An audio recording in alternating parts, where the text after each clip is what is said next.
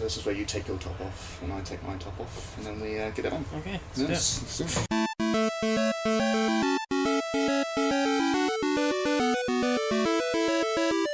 Hi guys, I'm Stapesy from Controllers, and welcome to a very special edition of Stapesy's Indie House. I'm joined here by the one and only Nicoll Hunt. What up, internet? Ooh, my nipples just got clammy. And we are here, going to be doing a trial playthrough of an upcoming indie game called Fist of AwC.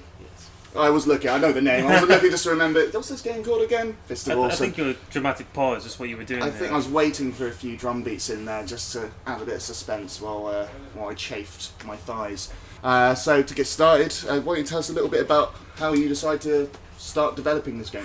Well, it's a long story, if I'm honest, but I'll give it a go. Give it a go. So, last Valentine's Day, well, 2012 Valentine's Day, actually the day before Valentine's Day, so the 13th of February 2012, I'd been sat in my little office where I work and make indie computer games the entire day, just making this little kind of game which isn't even released. But I realised about 4 o'clock that I'd not bought a Valentine's Day present for my girlfriend. We all know that's bad. So that was a little bit awkward, and I thought, well, what can I do to rectify the situation? It's too late now to go out because I'd have to travel to town and everything would be closed. And she'd know I just left the house to go away and get it. So I thought, I'm going to do something different. I'm going to make her a computer game. Were you a protagonist in this computer game? I was a protagonist in Did this they get to computer undress you? game. No. I made a really, really bad pixel representation of me. All of you? All of me in my glory, yes. I remain fully clothed in the game, though. Just getting making sure I'm colouring within the lines. You want to visualise it in your brain. I do. Tell. Well, I can. Yeah, I'm going to go away now and put pen to paper and just pixelate some penises. And so I made this game over a course of 4 hours, and it's just me walking in a straight line, and it's like an iPad game, and you press the screen, and I just go, bah! And that's it, I just go like this. Bah! And then loads of bears come towards you, and they're like really badly pixelated bears, and then they're, bah! Bear falls over. Bear falls over. And this goes on for I see the story. It was quite involved indeed. But it signifies the strength of our love, the power and force behind it. So I gave her the iPad and was like, look at the iPad. And she's like, what? You made a game for Valentine's Day? I was like, yes. Play it. Just play it and see what it's like. And she's like, actually she's not. She's lovely. I'm exaggerating for comic effect. This is on the internet. So she played the game. And she was like, oh, this is lovely, and there's you, and there's me, and like, oh, I love this. Was there an uncut version? No, you're obsessed with this, there wasn't. No, I just wanted to make sure that... Katie's behind the camera telling me to stop talking. Damn it, sexy. So, you mentioned bears. We can see a bear here. Yeah, so this Valentine's Day game happened, and I'd been making a game before that, and I was like, actually, this bear thing I've just done, this is way more fun than like what I made before. It's like a weird roller coaster game. And I was actually into this punching bear thing. There's a future to this, and so I slowly over like the next month or so designed Fist of AwC instead, which is about a time traveling lumberjack travels through time and space, punching bears in the face to save humanity. Wet. Why bears? Well, there's another story behind that as well, I guess. When I used like repressed memories of Winnie the Pooh that you just don't really enjoy, or kind of, but not quite. I used to live in Scotland, hence my kind of luxurious accent. Oh, that's what it is. And so when I lived in Scotland, I was also a bit of a kind of like wannabe musician, and I'd go around and I'd gig around pubs, like just me and my acoustic guitar singing terrible songs. But I called myself I Fight Bears, because I thought it was a very clever name for a solo musician. And so that ended up kind of, people kept buying me t-shirts and things like with bears on them. And now it's become an iconic representation of you. Now it's kind of taken over my life a little bit, to the point where every time there's anything on the internet involving a bear, I will get tweeted links to it. Oh my god, that's dangerous. Of a certain few bears I can think of that roam the internet trolling 4chan. Yes, the word bear also has connotations on the internet. Yeah, I mean, do you make any games of cubs? No. Sorry. I'm not sorry. So when you got into developing video games, was there a certain reason why you got into it? Was it like sort of like you always wanted to be making games, or were you someone that sort of just stumbled upon the fact that you know how to program something, you wanted to be interactive or more entertaining? Yeah, well, what happened was I've always loved computer games, like properly obsessed. Like when I was a kid, I had like a Spectrum, and then I grew up and I got, where did I go? I got an Amiga. I think that might Amiga 5? I think that may have been the first thing I got after my Spectrum, so it was a very exciting time. And so I had my Amiga, and my friend also had an Amiga, and he tried to make computer games. And I was like, my god, dude, you're trying to make computer games? He's like, yeah, look, I made this game, and it's so cool. He made a game called Austrian Trinidad's Bungee Jumping. And I was like, my god, a bungee jumping simulator. Show me this amazing game that you made. Was it accurate? Was there ballistics and was there accurate wind resistance involved? Or are we talking up and down? He took some liberties, some little shortcuts. The game, to describe it, you press, it's got Austrian Trinidad's Bungee Jumping, press space to jump, and you press space, and then there's like a little square in the middle of the screen, and then it gets bigger. Oh, is it coming towards you? And then it gets smaller again. And then it gets bigger again. Does it get smaller after that? It gets smaller again. Then after that? It gets bigger again.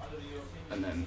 Smaller. And then you kind of lose the will to live. I want to know what happens next. I say that's the worst game I've ever played. I am going to make games myself. Prove to you that I can do better than that. So you decide to take a square from going small to big, inspired by your friend, to now make millions of squares exploding by fists. Yeah, although I did start like not that well.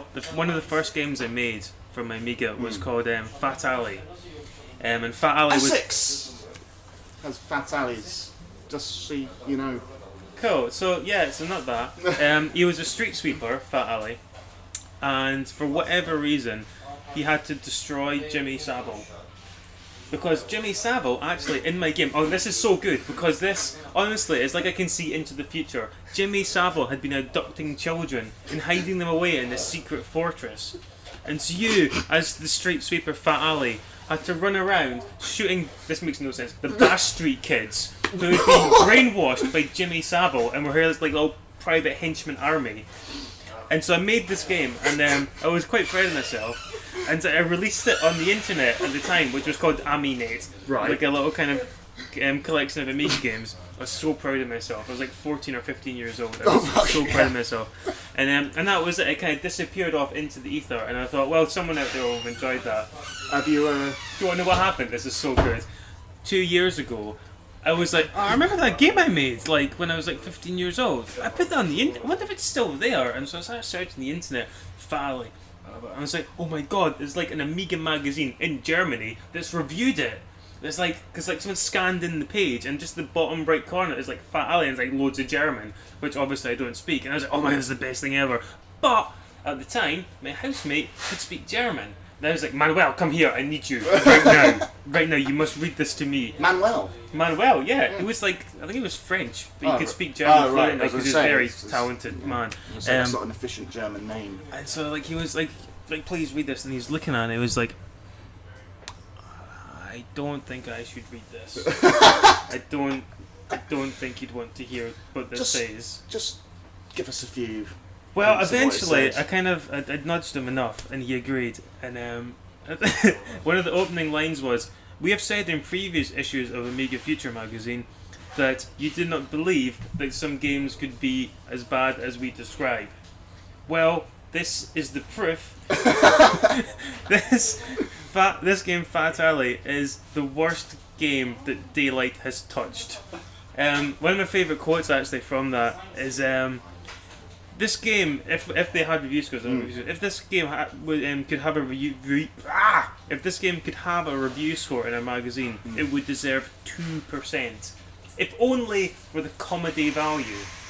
But very quickly, when you play it, you will experience the nausea and horror at the programming skills of Nicoll Hunt. Look at him now.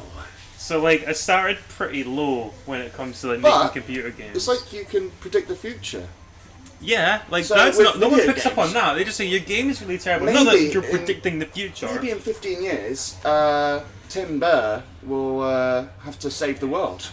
Well, that or just the world will be overrun by bears, which I think is equally likely. What's the release date for this game? When are you planning on releasing it, and what devices are you going to be releasing it on?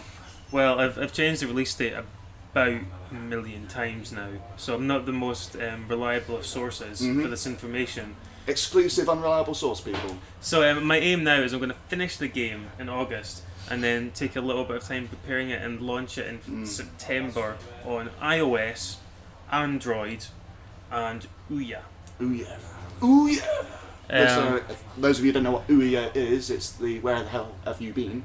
But also, it's the Android-powered little console that got sponsored by Kickstarter years ago now, is it? I think it was last year. It wasn't even that long ago. Bloody hell.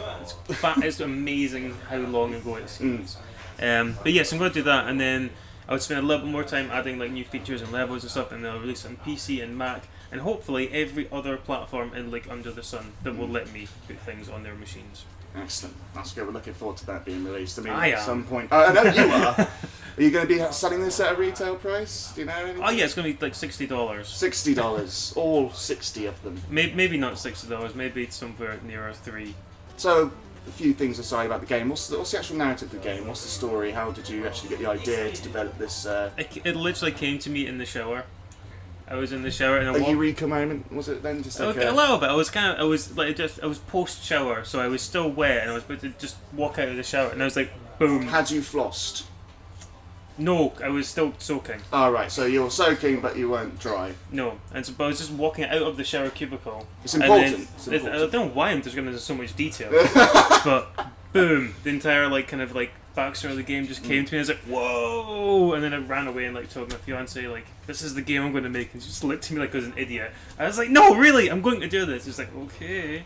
And so you developed the idea of the backs of the characters. And, so like both they give basically a lumberjack who has to travel through time because in the distant past, someone or something has went back and genetically altered bears to advance much more quickly. And so in the same way that Planet of the Apes are now like the dominant species on Earth. In this game, bears are now the dominant species on Earth. And you have to go travelling back through time to fix everything that went wrong. A little bit like Quantum Leap, but with more lumberjacks. You know, I know you were saying when you people that were sponsoring or giving you money to help develop the game. Is this right? At some point? Oh yeah, I did a Kickstarter last November, which was way more successful than I thought it would be. How successful? Well, I thought I'd try and raise £5,000, and that way I could buy like a new computer and some Android phones and tablets to put it on the Android as well. And I ended up raising almost £12,000. In how much time? A month, so 30 days. I have 951 backers. Blimey. And three people paid me £500 so they could be playable characters in the game. And have you worked on those? Oh yeah, they're pretty kick-ass characters. Yeah. I think they'll be happy. It'll be quite interesting to see. I mean, I've always imagined if someone had the chance to make any one of us guys from AwC playable characters, it'd actually be disturbing considering our characters. Yes. This comes with E3. Yeah. So like, well, I was really mad actually the whole E3 thing. So like, I wasn't at E3. I was in my spare room, which doubles as an office. And so I was in my office just working, and like I got a Google. You get like, Google alerts whenever like someone talks about Fist of AwC on the internet. Right. Yeah. It's very exciting. Yeah. So when bing alerts, I was like, oh cool. I clicked on it, and it was Time magazine. Like the Time, as in your face can go on the front of that magazine. The Time magazine. I was like, oh, that's a bit weird. And I just opened it up, and yeah, like their best of E3 feature. They chose their like, top games from E3, and Fist of AwC was in there as their most surprisingly awesome game. That is impressive. And I was like, but I'm not at E3. How did it get there then? So you'd organised for it to be just. Well, that gives me way more credit than I'm doing. It's basically because I've got quite a good relationship with the Ouya guys. They've been very supportive of me. And so they took like the 2-level teaser version with them to E3 and like showed it to the Time guys. So then then the world now knows more about. Anyone that reads Time magazine definitely knows about Fist of AwC. I didn't think there'd be that much of a crossover between readers of Time magazine and people who want to play my game. But apparently so. I don't know. Well, you read anything when you're on the bog. I mean, so obviously E3, the game's coming out at some point this year with an exclusive release date time. Yeah, but like, soon. Soon. available on Ouya, iOS, Android, Yeah. and eventually released maybe to. Yeah, well, it'll definitely come to PC and Mac, and I'm quite confident it'll end up on Sony platforms as well. Beyond that, not entirely sure, but there will hopefully be other ones as well. Right, well, I'd like to say thank you so much, Nicoll Hunt. Thank you, And sir. no, thank you. That's quite a strong handshake. That's good. That's good. That was a developer's handshake from all the Oh yeah, I've got repetitive strain injury you probably got. grip of steel. How to go on that? But no, thank you ever so much. It's an absolute pleasure to meet no. you. Cannot wait for the game to come out. This has been Armour Controller Stapesy for the Indie House. This has been Nicoll Hunt. Make sure you check out Fist of Awesome, hitting the Ouya, iOS, Android, and anywhere else you can be keeping your eye on it some point this year. Boom, baby. Right, so we're going to now play a bit of the game. Let's have a go.